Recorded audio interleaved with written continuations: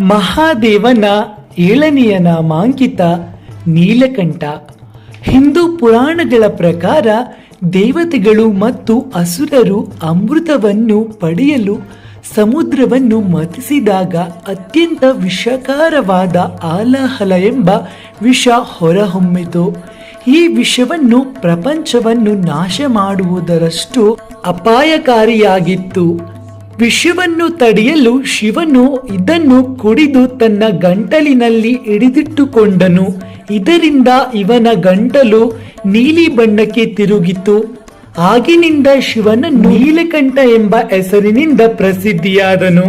ಇದು ದುಷ್ಟಶಕ್ತಿಯನ್ನು ನಿಯಂತ್ರಿಸಿ ಲೋಕಹಿತಕ್ಕಾಗಿ ತ್ಯಾಗ ಮಾಡುವ ಗುಣವನ್ನ ಪ್ರತಿಪಾದಿಸುತ್ತದೆ.